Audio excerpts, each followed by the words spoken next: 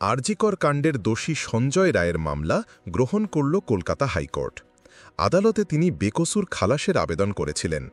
বুধবার বিচারপতি দেবাংশু বসাক এবং বিচারপতি মোহাম্মদ সব্বর রশিদের ডিভিশন বেঞ্চ জানায়, সিবিআইয়ের দায়ের করা মামলার সঙ্গে এই মামলাটিও জুড়ে শুনানি হবে। আগামী সেপ্টেম্বর মাসে পরবর্তী শুনানি। বুধবার হাইকোর্ট এও জানিয়েছে, নির্যাতিতার পরিবার চাইলে এই মামলায় আদালতকে সহযোগিতা করতে পারবে। সঞ্জয়ের আইনজীবী কৌশিক গুপ্তের বক্তব্য, কিছু সাক্ষ্য প্রমাণের ওপর নির্ভর করে অভিযোগ প্রমাণিত হয় না।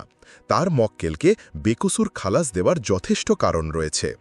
আরজিকর কাণ্ডে সিভিক ভলান্টিয়ার সঞ্জয়কে দোষী সাব্যস্ত করে আজীবন কারাদণ্ড দেয় শিয়ালদাহ আদালত। নিম্ন আদালতের ওই রায়কে চ্যালেঞ্জ করে হাইকোর্টে মামলা করে সিবিআই।